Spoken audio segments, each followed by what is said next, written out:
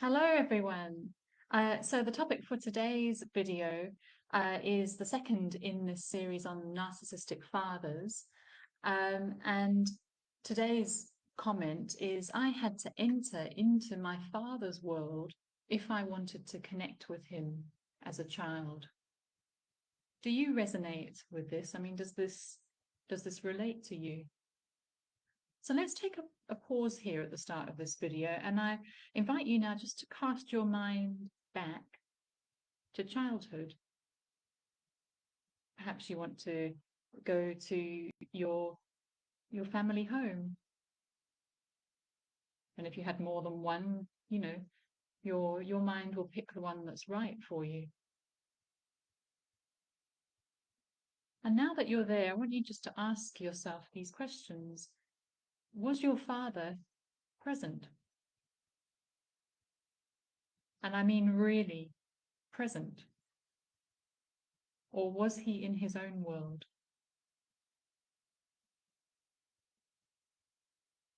Did he spend more time at work?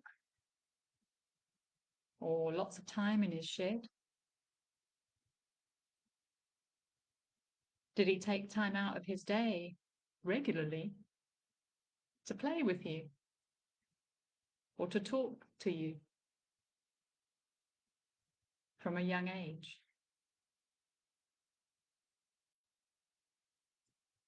Did he put himself out to really try to connect with you in the way that was important or the way you liked as a child?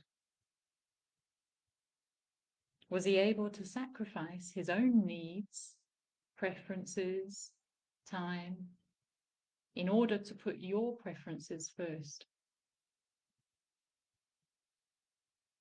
Or was he narcissistic? And what is narcissistic? Basically, self-centered. You'll know he was narcissistic if you felt like you had to reach out to him and try to do what he liked in order to get some kind of relationship.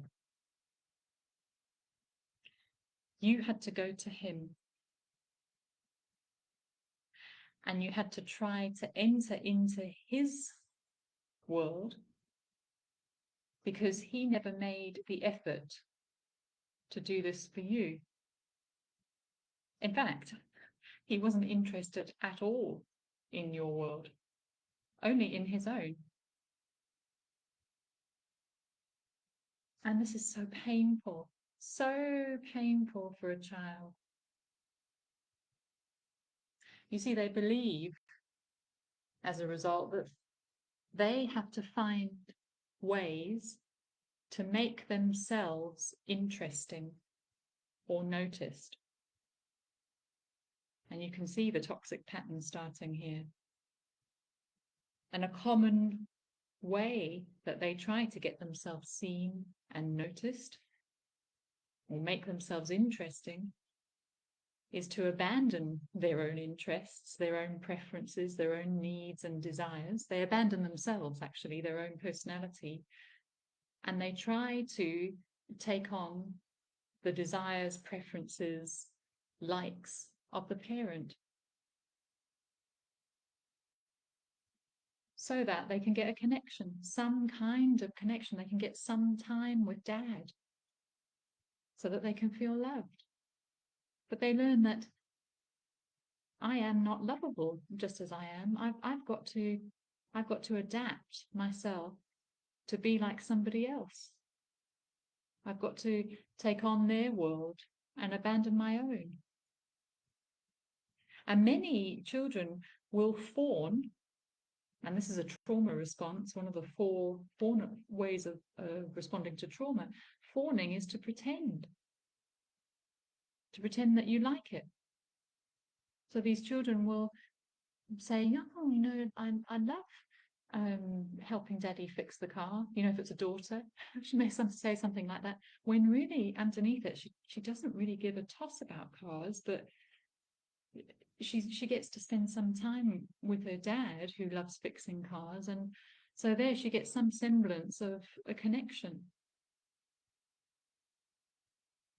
Or you may have a boy who takes up the sport that his father is obsessed with, or takes on the career path that his father had, and believes that it's his choice, but actually subconsciously all he's doing is trying to connect with dad.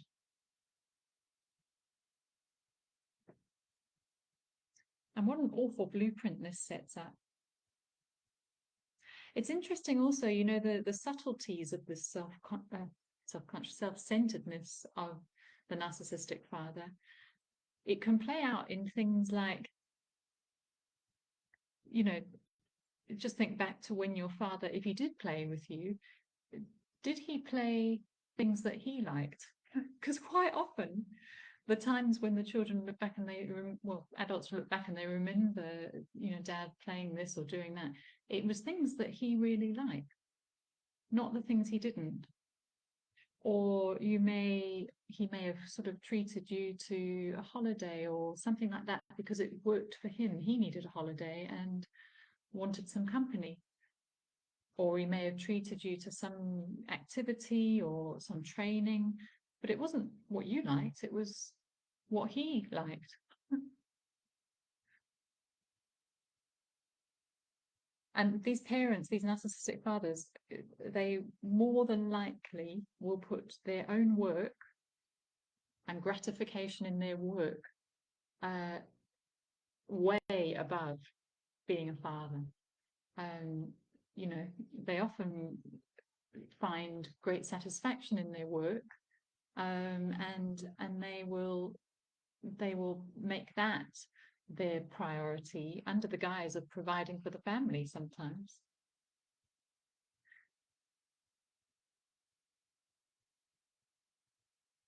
So it's more than likely that this kind of toxic parental father relationship with child will result in repeated relationships for children of being unseen, unwanted, discardable, like an object, having to abandon oneself into another's world and into their likes, and feeling not good enough if they don't. So there we have the belief that's formed as well. I am only lovable when I am adapting myself to be like them, to meet their expectations. If I am me, I am not good enough. I'm too much. I must try to be like him, then I will be loved. So can you see the pattern of vulnerability this sets up? There's an instinctual drive or an instinctual understanding that in order to get connection, in order to be loved, I have to abandon myself.